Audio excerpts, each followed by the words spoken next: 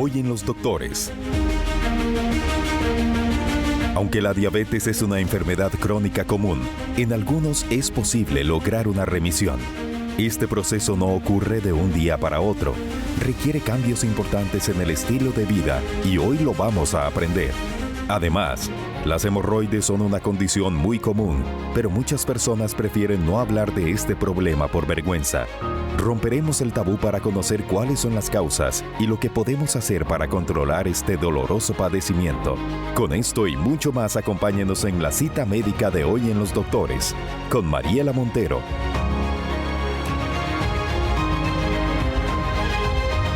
Hola, ¿qué tal? Qué gusto tenerlo acá hoy miércoles ya 18 de marzo, precisamente en un programa más de Los Doctores. Hoy tenemos dos temas muy interesantes que van a estar con nosotros en esta cita médica. Ustedes ya lo ven al inicio del programa. Vamos a hablar de la diabetes, pero la diabetes tipo 2. Hay quienes hablan de que hay una remisión, de que es posible que una persona con diabetes deje de usar las pastillas, incluso no tenga que inyectarse. Bueno, ¿cuál es la condición que permite que esto ocurra en algunos pacientes diabéticos? ¿Cómo se puede lograr? Algunas de esas preguntas las vamos a ver precisamente en el espacio de hoy, y más adelante también vamos a hablar del tema de las hemorroides. Ese tema tabú que también se las trae, que hay muchas personas que viven con ellas, pero que por vergüenza a veces no las hablamos. Hoy vamos a hablar sin ningún tabú de estos dos temas, así que quiero presentarles al especialista que nos va a estar acompañando. Él es el doctor Manuel Rojas. Yo se los quiero presentar, internista, y es un gusto tenerlo acá con nosotros. Muchas gracias por la invitación. Dos temas muy bonitos, por cierto. Dos temas cotidianos y que a veces, doctor, creo que se habla tanto de esos temas, bueno, sobre todo de la diabetes, que se vuelven cotidianos y olvidamos ese tema que yo planteaba al inicio. La diabetes, ¿es posible que se pueda curar, por decirlo de alguna manera? Aquí yo creo que también lo que habría que poner es el trasfondo. No todas las diabetes son iguales. Existen diversos tipos de diabetes. La diabetes tipo 1, la diabetes tipo 2, que es específicamente la que estás hablando, diabetes asociada a embarazo, diabetes después de problemas de páncreas, etcétera, diabetes autoinmunes. Entonces, no todas las diabetes son iguales.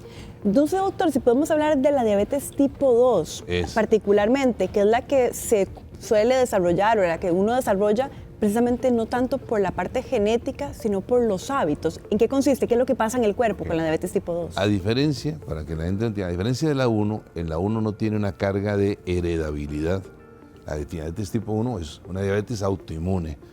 Tu organismo produce anticuerpos, empiezan a destruir el páncreas y dejó de producir insulina. Ahí no hay carga genética. En el diabético tipo 2 sí existe una carga genética importante. Entonces, tener familiares cercanos con diabetes, pues ya te da factores de riesgo para que potencialmente uno pueda desarrollar diabetes.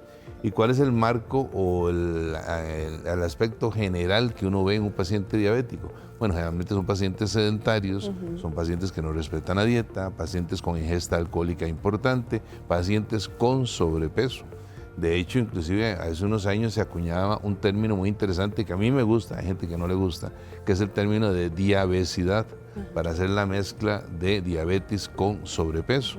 Y entonces, tener ese tipo de factores, más la carga genética que usualmente se arrastra en este tipo de pacientes, pues predispone a que podamos desarrollar la diabetes tipo 2 en forma florida. Si uno pudiera ingresar al cuerpo y ver qué es lo que está pasando, porque la pregunta quizá es, bueno, ¿qué es lo que lleva a mi cuerpo que de pronto procese bien la insulina, el azúcar, y de un pronto a otro ya eso no ocurra de manera natural? ¿Qué pasa en la diabetes tipo 2 con mi cuerpo que genera este efecto? Ok, entonces, en presencia de todos los factores que hemos mencionado, hay una molécula interesante que es la insulina.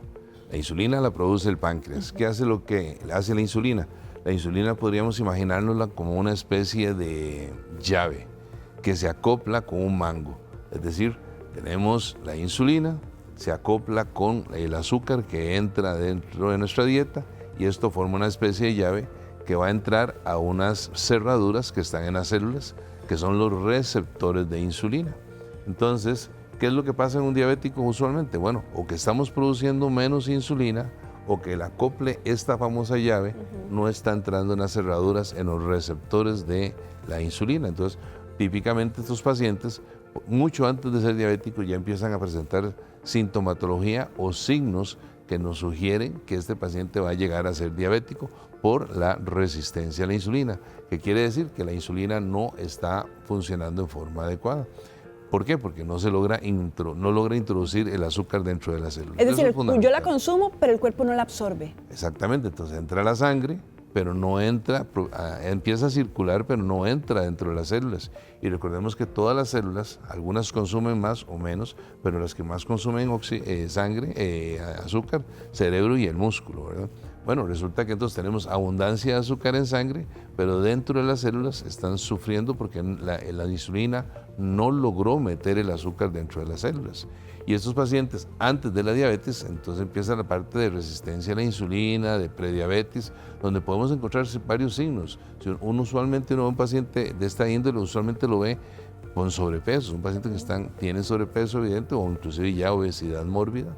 Son pacientes que pueden tener cambios, por ejemplo, lo que se llama acantosis nigricans, que es la coloración oscura de las áreas de pliegue. ¿Ves? Los codos, tienen en los codos, acá, como la parte de afuera. Sí, zonas oscuras, en la nuca, inframamario, suprapúbico, y hay veces esa coloración oscura que por más que quiera limpiarse con jabón y esponja no se le quita porque no es una reacción alérgica, es una reacción a este fenómeno de resistencia a la insulina. Y dicho sea de paso, también la insulina, como está produciendo más insulina para tratar de meter azúcar en la célula, el exceso de insulina genera un fenómeno que se llama anabólico. Es decir, el mismo exceso de insulina genera que aumentes peso. Y al aumentar peso hace un círculo vicioso. Por eso es que la clave fundamental en la mayor parte de los pacientes diabéticos tipo 2 es la readecuación del peso. ¿Qué otras cosas pueden darte resistencia a insulina antes de llegar a diabetes 2? Algunas enfermedades, por ejemplo, en las mujeres el síndrome de ovario poliquístico. Las mujeres que tienen ovario poliquístico típicamente tienen resistencia a insulina, o las ves que son hirsutas es la palabra elegante, parece que son velludas, tienen sobrepeso, tienen acantosis, y cuando empezás a hacer estudios ves que tienen datos francos de resistencia a la insulina, que va a ser la antesana eventualmente de la prediabetes y de la diabetes. Cuando yo tengo ya, digamos, ese primer síntoma, o llamarlo esa primera condición, que yo soy, digamos, estoy teniendo una intolerancia a la insulina, ahí es posible, digamos, detener esto y evitar que yo llegue a la diabetes. Sí, indudablemente que todas las medidas que se llaman no farmacológicas es el primer estadio del tratamiento. Es inconcebible agarrar un diabético y decirle tomate A, B y C pastillas, pero siga siendo loco, siga haciendo su vida normal. No, el paciente debe corregir el estilo de vida.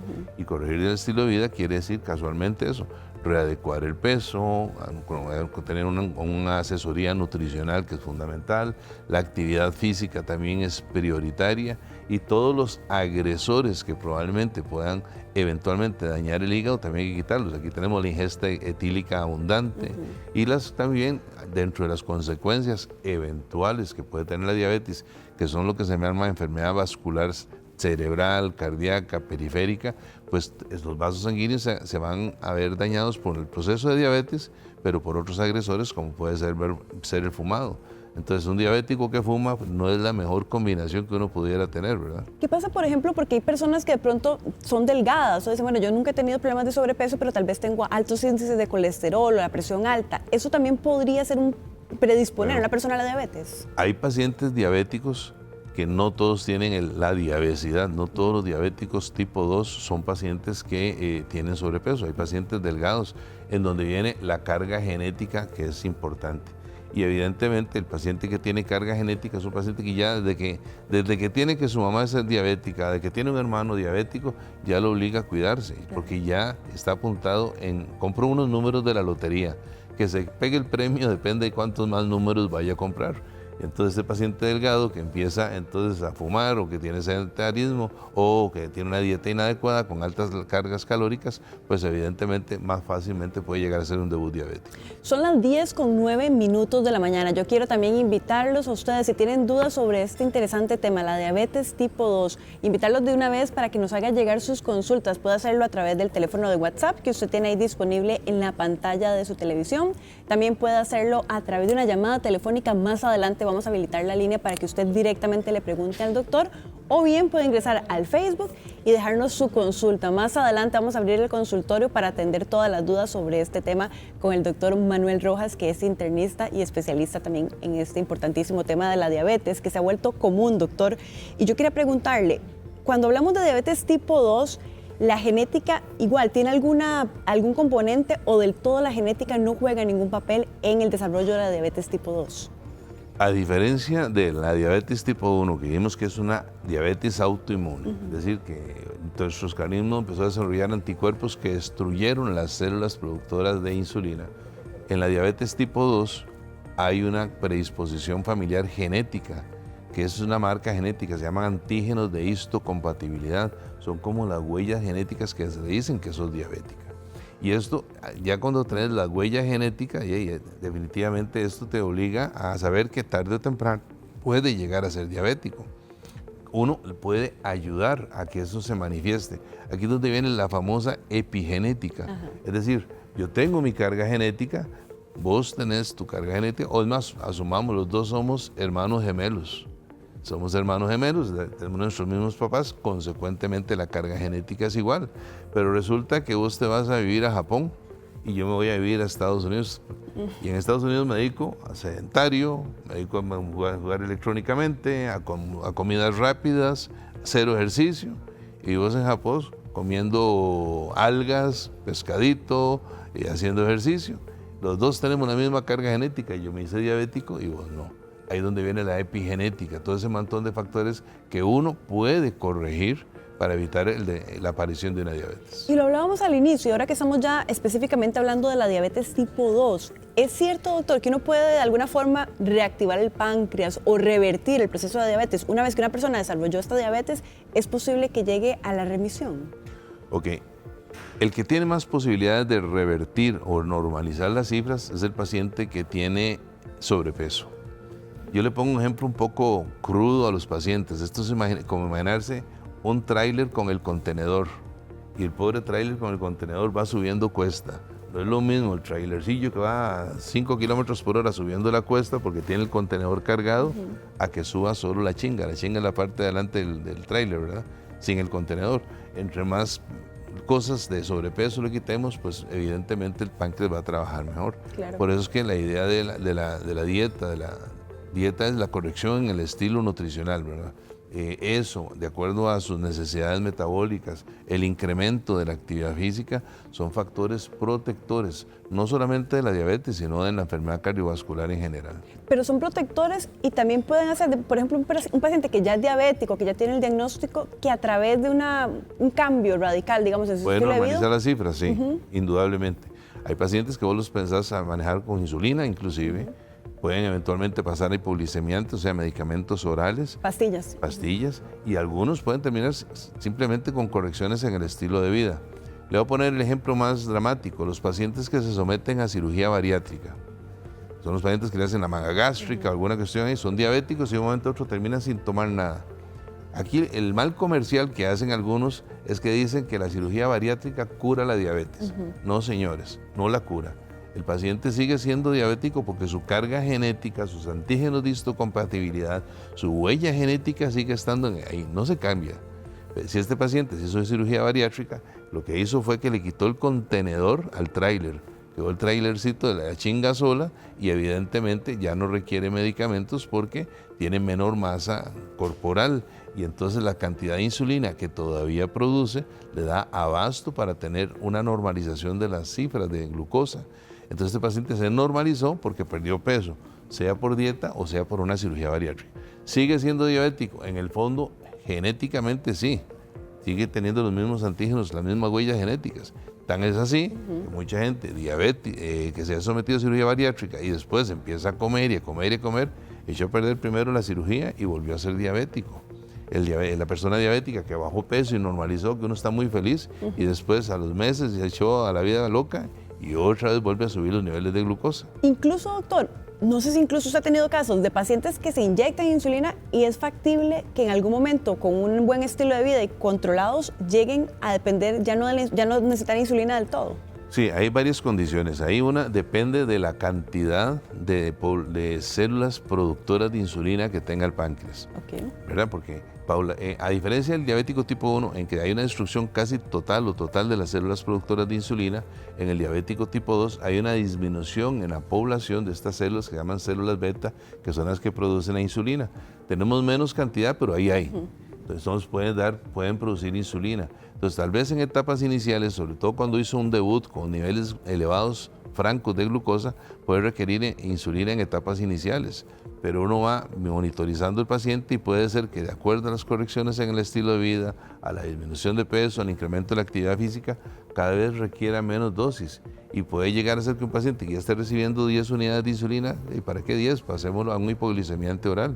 Pero para eso hay que hacerse un examen, es decir, el médico tiene que darle un seguimiento para ver cómo está, tanto de glucosa, otra cosa importante, de función de riñón. Recordemos que si el riñón, que es uno de los órganos por excelencia, es dañado en el paciente diabético, paciente con insuficiencia renal ya establecida, clara, es un paciente que muy probablemente ya quede anclado a usar insulina, sobre todo ya cuando está avanzada la insuficiencia renal. En etapas iniciales, algunos medicamentos orales se pueden usar todavía en el paciente diabético que tiene discreta o moderada falla renal. Entonces, uno va viendo cómo se comporta el perfil de glicemias. Otra cosa, hablando de eso, vos me decís cómo le damos seguimiento. Un error es, por ejemplo, hacerse glicemias solamente en ayunas. Es muy bonito. Glicemia en ayunas. Sale bien. Sale bien porque tiene 16 horas de no comer nada.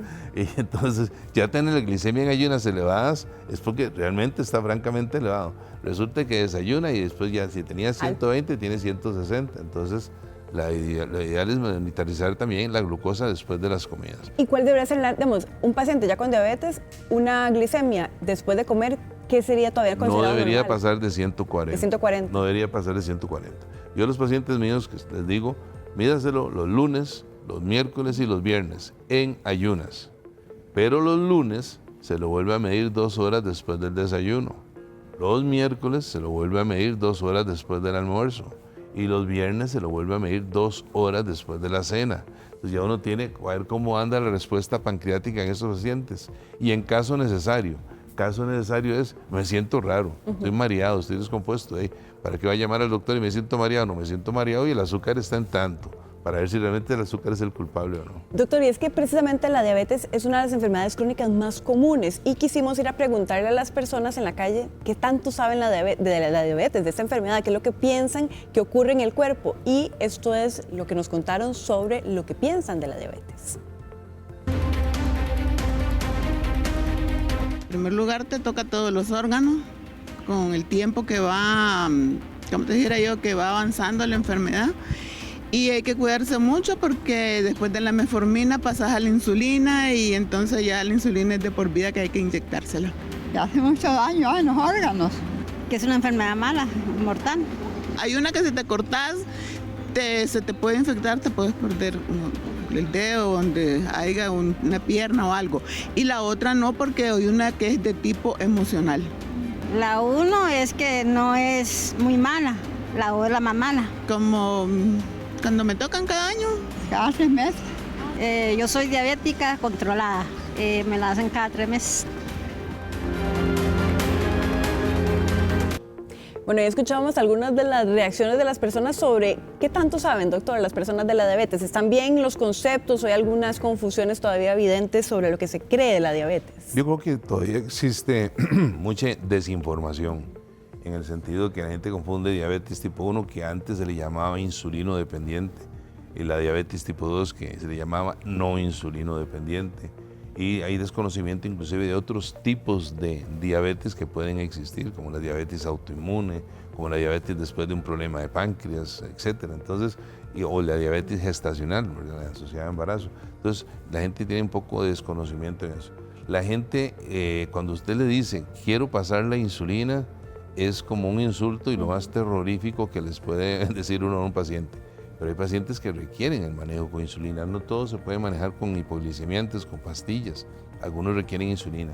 Una gran ventaja de las insulinas, y hay muchos tipos, insulinas de acción lenta, de acción intermedia, de acción rápida.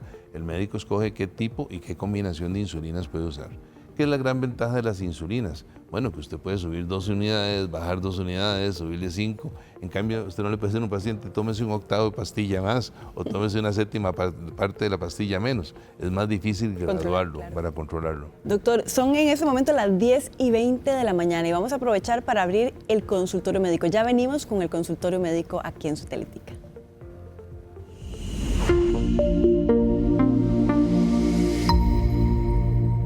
Estamos con el doctor Manuel Rojas, internista, hablando sobre la diabetes tipo 2 y a partir de este momento vamos a empezar a atender las consultas de los 3 mecanismos que tenemos para que usted se ponga en contacto, llamadas telefónicas, vía WhatsApp y también en el Facebook. Yo voy a empezar a leer algunas de las preguntas que nos están llegando acá por la plataforma. Dice doña Andrea: buenos días, mi consulta es que mi esposo hace 15 días lo diagnosticaron prediabético y le mandaron a tomar 2 metforminas por día, pero a él le da mucha hambre a cada rato y le han dado mucho insomnio también. ¿Será el medicamento o es la hora la indicada de tomar la metformina, o a qué hora debería tomar la metformina más bien? Ok, tal vez aquí, y hacerlo muy rápido, hay que saber definir qué es prediabetes, ¿verdad? Entonces, la glicemia, dijimos que en ayunas debería estar en menos de 100. Si en ayunas está entre 100 y 125, ahí lo consideramos un prediabético. Si tiene más de 126, ahí empieza a ser diabético. Okay. Después existe otro examen, y tengo que hacer todo el preámbulo para poder contestarle, que es la famosa hemoglobina glicosilada, o el examen de memoria de los 3 meses. ¿Qué es eso? La hemoglobina glicosilada, que el verdadero nombre es hemoglobina glicada, es lo siguiente. ¿Cómo hacemos una manzana escarchada? Agarramos la manzanita, le metemos la paleta, la metemos en miel y la dejamos un buen rato hasta que la miel se incorpora a la manzana. Un rato después sacamos esa rica, hermosa y tentadora manzana escarchada. Pero si hacemos lo mismo, agarramos la manzana, le metemos la paleta, le hacemos chupulún para adentro y para afuera, no le dio tiempo de pegarse la miel a la manzana. Bueno, en vez de la manzana, los glóbulos rojos. Okay. Entonces, si un paciente se dio una comilona, lo que hizo fue esto, pum, pum, y entonces probablemente la hemoglobina glicada no va a subir. Pero si durante los últimos meses esos glóbulos rojos están nadando en niveles elevados de glucosa, pues les da tiempo de pegarse el glóbulo rojo y empieza a formar la manzana escarchada, la hemoglobina glicada. Entonces, en el paciente que hablamos de prediabetes, tiene un rango de hemoglobina glicada que está para arriba de 5.7, menos de 5.7 normal, 5.7 a 6.4 es prediabetes y 6.4, resígnese, ya sos diabético, ¿verdad?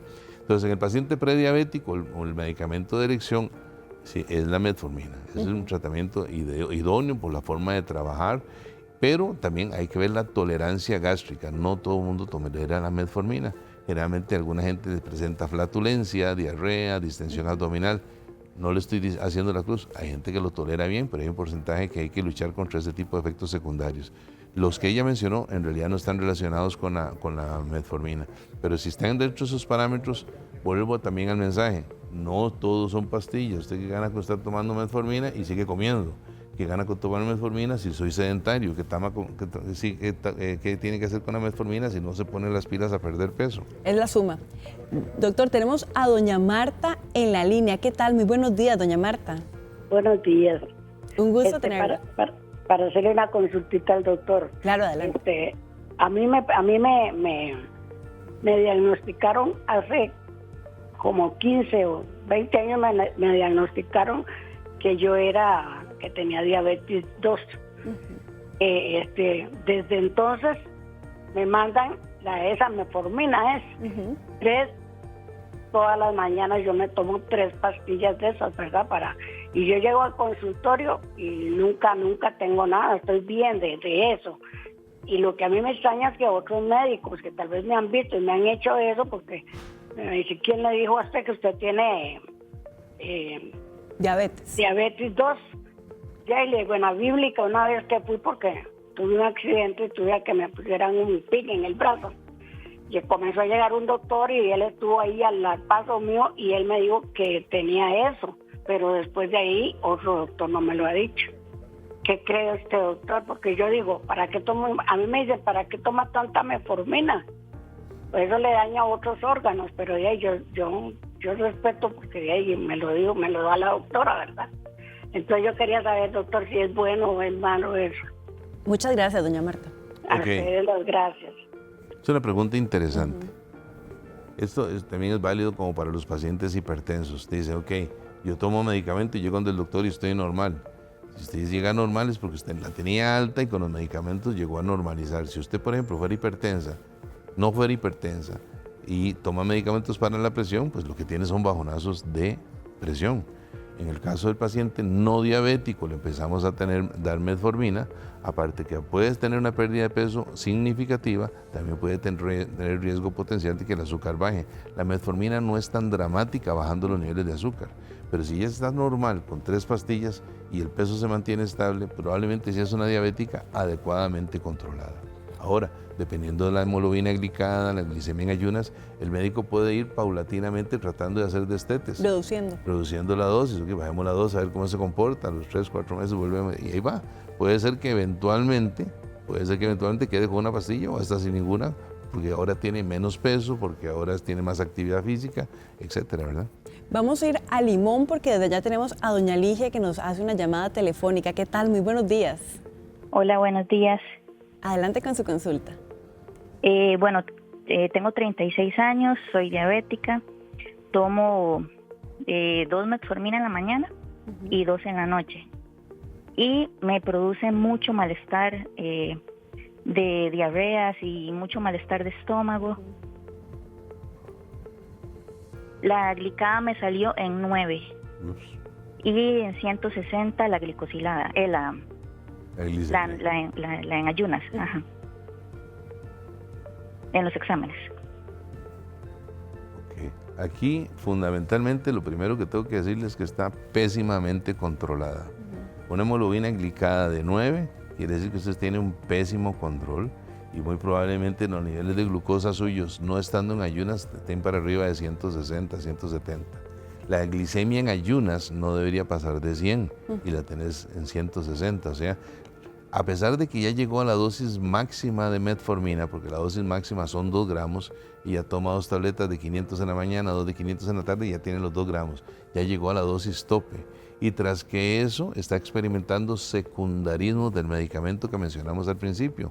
La tolerancia gástrica en la metformina, alguna gente es bastante incomodante. Entonces tenemos diarrea, distensión abdominal, flatulencia, y pérdida de peso a veces, que es dramático. Entonces, ¿qué es lo que hay que hacer aquí? Bueno, sentarse con su médico para definir si hay un cambio de tratamiento. Y todo depende, los medicamentos que se pueden usar también depende de la integridad del funcionamiento del riñón.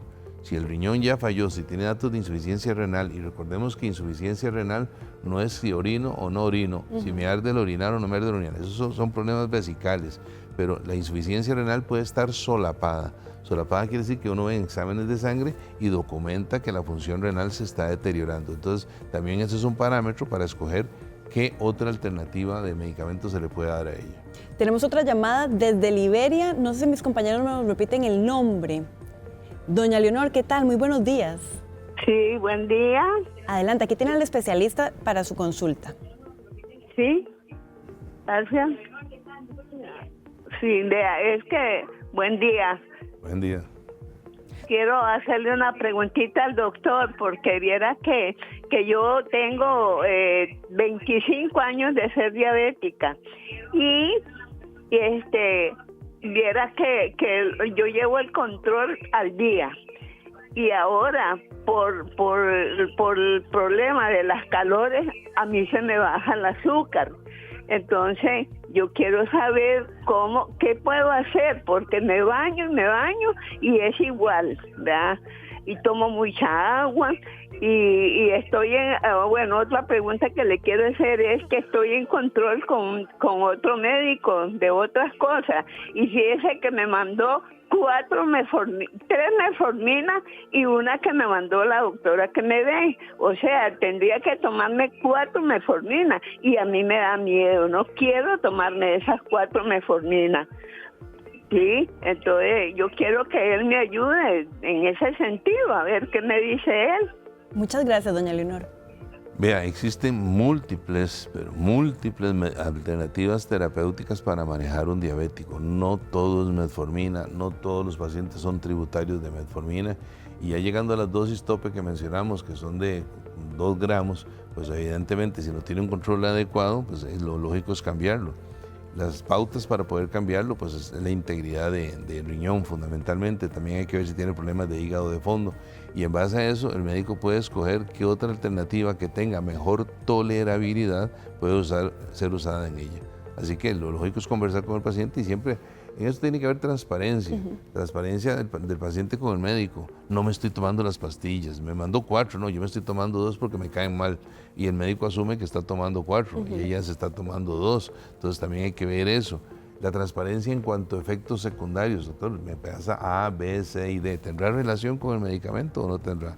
Puede ser que tenga otras cosas. Y usualmente el paciente diabético es paciente que es polimedicado, porque usualmente no es un diabético puro.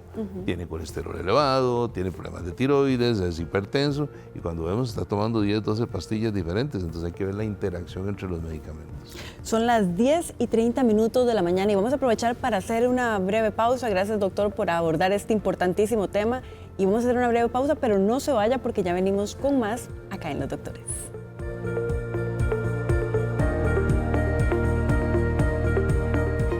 Al volver de la pausa, las hemorroides son una condición muy común, pero muchas personas prefieren no hablar de este problema por vergüenza.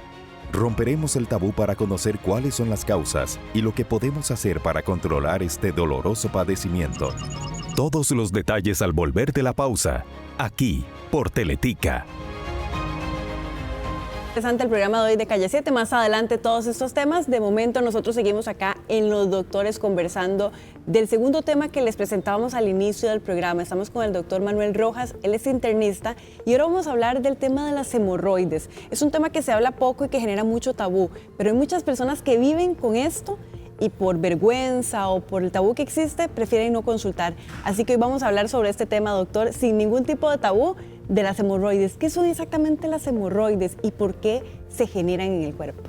Es una condición que es extremadamente frecuente y como vos lo decías al principio, es tabú por la zona donde está ubicada, ¿verdad? Hay gente que no le gusta reconocer que tiene hemorroides. Y las hemorroides lo que tenemos son una dilatación de las venas superficiales que están en la zona perirectal. Algunas pueden ser hemorroides internas y otras pueden ser hemorroides externas y que tienden a aparecer en algunas circunstancias o algunas condiciones que pueden predisponer a que tengamos esta dilatación de los vasos sanguíneos. Ejemplo, el pujar. Las personas estreñidas, típicamente por el efecto de pujido y aumento de presión en el piso pélvico, pueden generar hemorroides. El paciente que tiene sobrepeso puede generar también hemorroides. El paciente que levanta ejercicio físico exagerado, porque cuando uno levanta, se está aumentando la presión en la zona pélvica, puede generar hemorroides. El paciente que pasa en una sola posición puede generar hemorroides. Pacientes con enfermedades neurológicas que comprometen el tránsito intestinal también y la movilidad en sí pueden generar hemorroides. En el embarazo se pueden generar hemorroides. ¿Por qué? Porque cuando empieza el abdomen a aumentar, va generando aumento de presión intraabdominal, sobre todo en la zona pélvica, y esto comprime ciertos vasos sanguíneos que a su vez hace que tengamos una dilatación de vasos sanguíneos ahí. En este caso, doctor, ¿la hemorroide puede ser peligrosa o básicamente lo que genera es como una incomodidad y un malestar para el paciente? Entonces aquí hay que definir varias cositas. Una es hemorroides internas, hemorroides externas. Las hemorroides externas son evidentes, la persona donde se limpia puede ver que hay restos de sangre e inclusive puede palpar las bolitas, las nodulaciones de la hemorroide, que a veces son muy sensibles y dolorosas y que usualmente, le incomodan porque puede tener picazón o puede tener un sangrado escaso, porque nunca es un sangrado abundante las hemorroides internas. Las hemorroides externas, esas sí pueden tener sangrados abundantes. La persona defeca y después un sangrado abundante que puede en forma secundaria inclusive anemizar a una paciente. Entonces un paciente que está sangrando y sangrando de forma periódica, pues evidentemente el hematocrito y la hemoglobina van a bajar y puede anemizar. Es una consecuencia de un paciente que tiene hemorroides. Si volvemos a las hemorroides externas, ¿qué puede pasar en hemorroide externa? La hemorroide externa puede tener no solamente la dilatación, sino que una cosa interesante con el flujo sanguíneo, con la sangre, es que la sangre tiene que tener un tránsito que se llama tránsito laminar. ¿Qué es tránsito laminar? Es como tirar agua en un tobogán, va suavecito, resbalado, pero cuando el tránsito se vuelve turbulento o más lento, puede favorecer la presencia de que la sangre active su sistema de coagulación y empecemos a hacer trombosis. Entonces, en venas dilatadas, en las cuales el tránsito de sangre venoso es más lento, pues favorece la formación de coágulos dentro de las venas. Y entonces tenemos hemorroides ya no simples, sino hemorroides trombosadas, que a su vez generan no solamente el aumento de volumen, sino que le genera un dolor importante al paciente. Y otra cosa, lamentablemente en esta zona pasa materia fecal, entonces también se pueden infectar. Hay pacientes que empiezan con hemorroides, empiezan a sangrar, se pueden infectar y pueden inclusive desarrollar abscesos perianales. ¿Cómo una persona puede determinar que lo que está padeciendo son hemorroides y cuál, digamos, en el momento en el que yo lo detecto, cuál es el procedimiento que yo debo seguir? ¿Debo ir inmediatamente al médico? ¿Yo puedo tomar algo? ¿Cómo se tratan las hemorroides? Es interesante. Veamos un poquitito de la hemorroide interna. La hemorroide interna puede ser que no te dé síntomas, no tengas nada, y el paciente puede tener varios tipos de hemorroide interna. La hemorroide interna que no se ve, pero que puede tener sangrado abundante, diferente del externo. La hemorroide interna que tiene prolapso, es decir, logra salir por el esfínter y que aumenta con la maniobra Valsalva. ¿Qué es la maniobra Valsalva? Todo lo que implique pujido. Empujar, cuando la persona está con un estreñimiento severo, levantando peso, esa maniobra Valsalva hace que la hemorroide pueda salir, pero se devuelve. Eso se llama una hemorroide en estadio 2. El estadio 1 no tiene prolapso, no sale. Estadio 2, sí, en el estadio 2 se sale, pero se devuelve solo. El estadio 3 se sale, pero hay que meterla manualmente y otra vez la hemorroide va para adentro y deja de molestar al paciente. Y en el estadio 4 la hemorroide se sale y no se devuelve ni aunque le empujemos para que se meta. Entonces todo eso es importante a la hora de clasificarlo. Entonces, dependiendo de la hemorroide, entonces así va a ser la orden, ¿verdad? Y otra cosa, una regla en esto es que no siempre que hay sangrado rectal es hemorroide. Que eso, la gente dice sangré y es hemorroide. No, todo paciente que tiene sangrado rectal, paciente, y sobre todo más de los 40 años, es un paciente que hay que explorarlo y hay que hacerle una anoscopía, es decir, ano o rectoscopía, para empezar a explorar las primeras porciones para ver si existe alguna otra cosa. Porque Dios no lo permita, un cáncer de recto también puede producir sangrado y puede tener la mala combinación de que tenía un cáncer de recto y tenía unas hemorroides externas y todo el mundo le echó la culpa a las pobres hemorroides externas y lo que tenía era un cáncer de recto. Entonces todo paciente con sangrado, con induración, siempre debe ser valorado y ver esa zona en una anoscopía si no hay nada alarmante.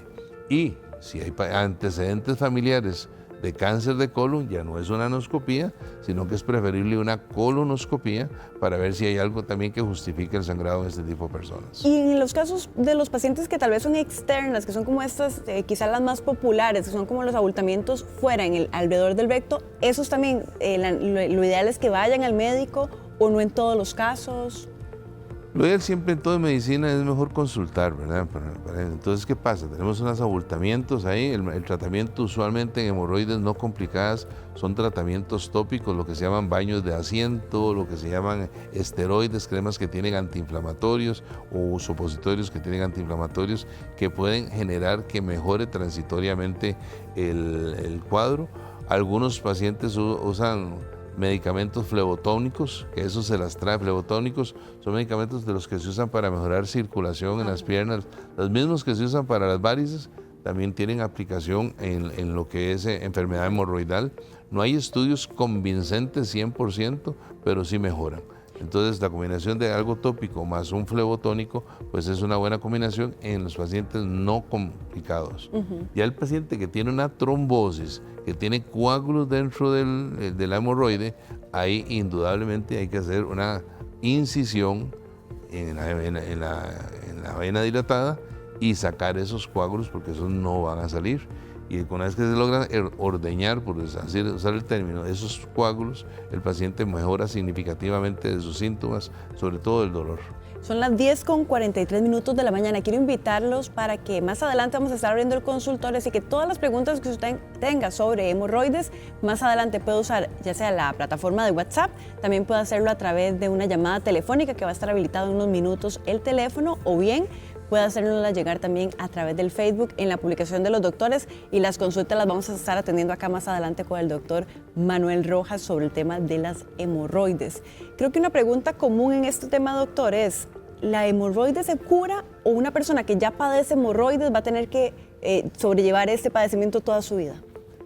Usualmente el paciente que no tiene hemorroides trombosadas, que tiene sus hemorroides, puede tener reversibilidad de la dilatación de los vasos por medio de medicamentos locales, por medio de flebotónicos que dijimos, por medio de prevenir los factores que agravan la aparición de hemorroides, o sea, prevenir el estreñimiento, dieta alta en líquidos, alto en fibra. Paciente, el que dura mucho tiempo sentado en la taza ahí entretenido, pues es un paciente que pasa en una sola posición, tiene también tendencia a generar hemorroides, y evidentemente cualquier otro factor agravante que exista, pues todo uno tiene que corregir todo eso y el paciente puede tener reversibilidad total de la enfermedad hemorroidal.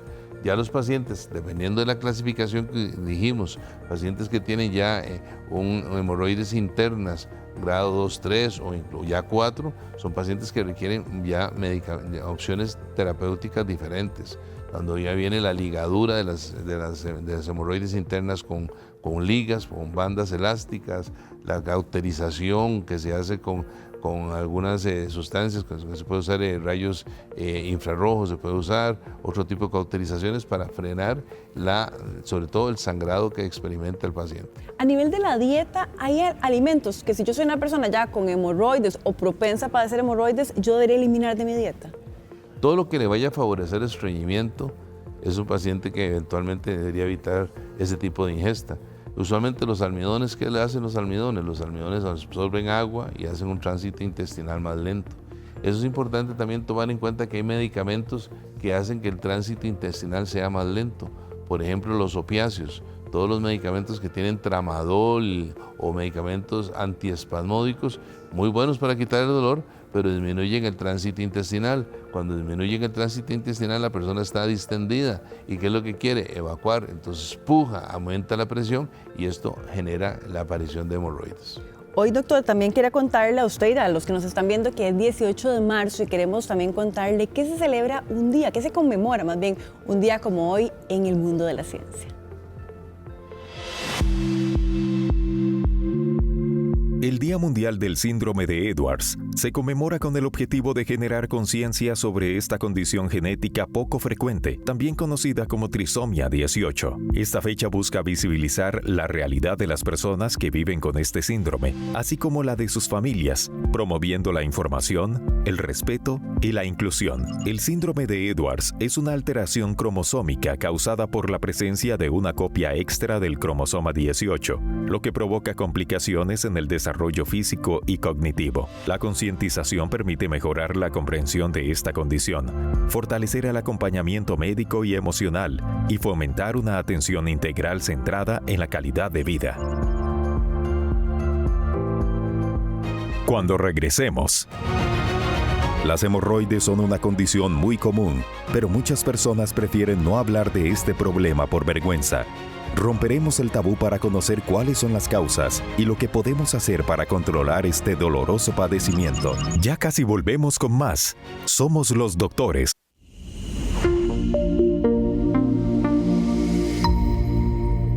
Gracias por continuar con nosotros acá en Los Doctores. Ya son las 10:50 de la mañana y vamos a abrir en este momento el consultorio sobre todas las consultas que tengan que ver con el tema de las hemorroides, que estamos tratando precisamente acá con el doctor Manuel Rojas, internista, especialista también en este tema.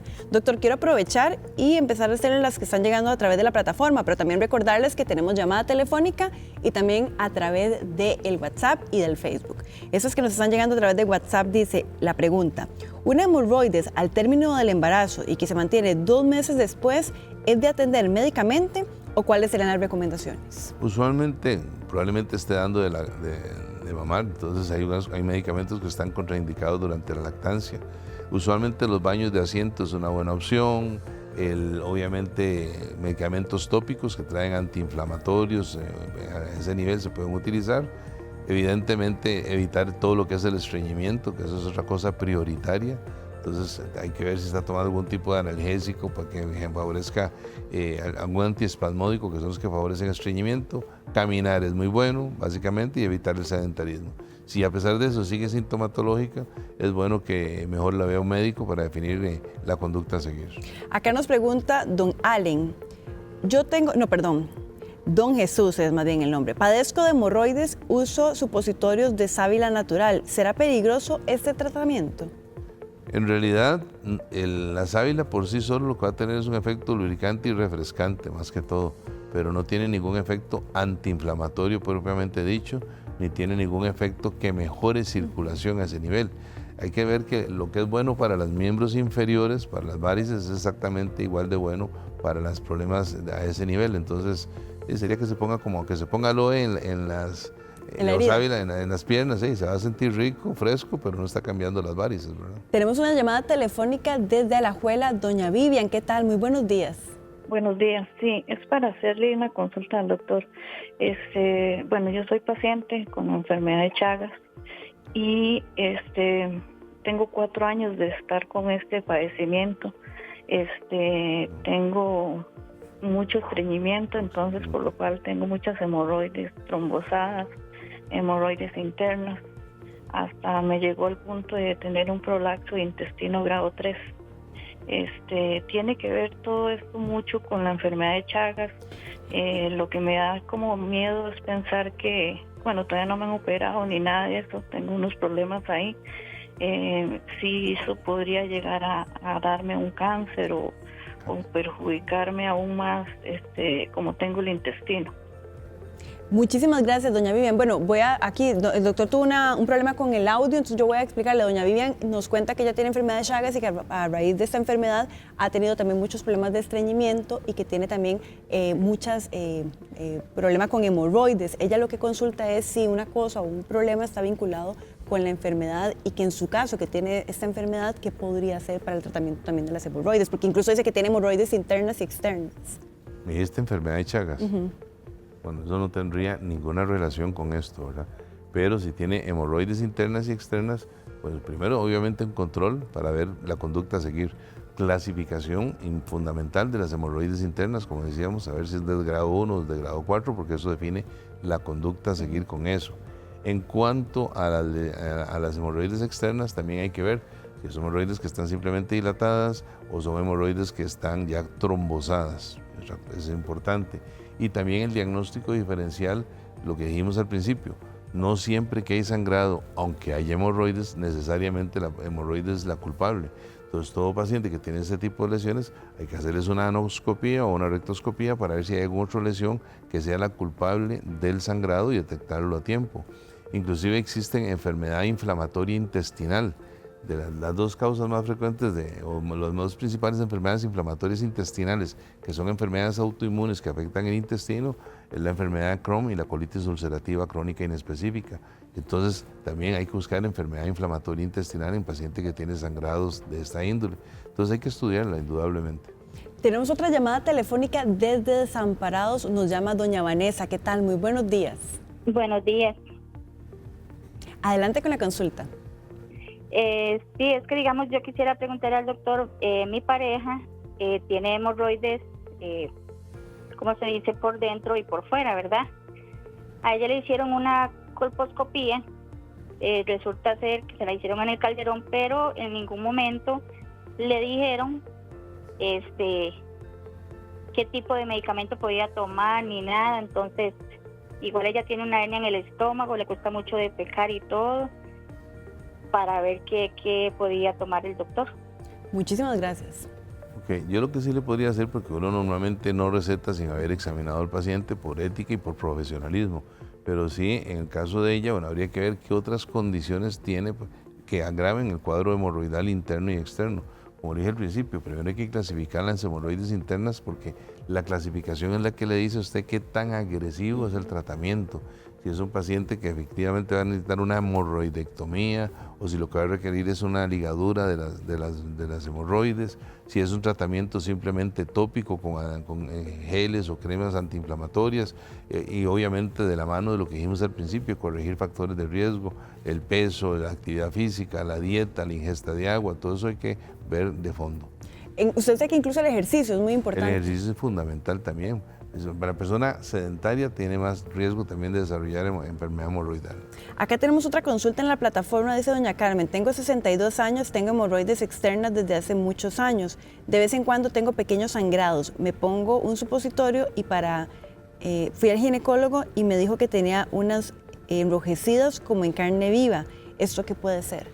Ok, aquí es importante estar seguros de que si tiene enfermedad hemorroidal y que esta enfermedad hemorroidal no ha evolucionado a compromiso circulatorio severo, es decir, unas hemorroides se pueden necrosar. Necrosar es que empezó a llegar menos flujo sanguíneo y entonces el tejido muere y pueden generar ulceraciones ahí, puede complicarse inclusive generando infección sobreagregada, con lo que es lo que se llaman abscesos. Y la otra cosa que recuerdo en este momento que también es importante, no toda dilatación perianal es una hemorroide. Existen varices perianales. Y uno diría, bueno, pues que las hemorroides son las varices. No, señores. Hay gente que tiene varices y las varices perianales pueden venir más bien por un problema crónico de hígado.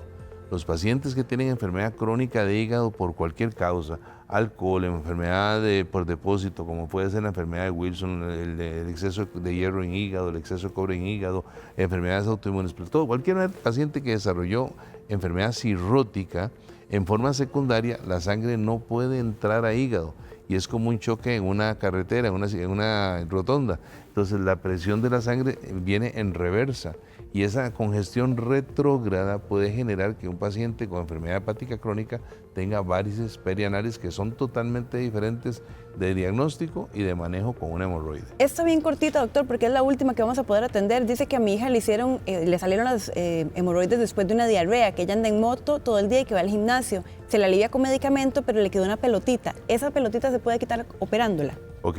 La diarrea, los cuadros diarreicos agudos también pueden generar la aparición transitoria de hemorroides.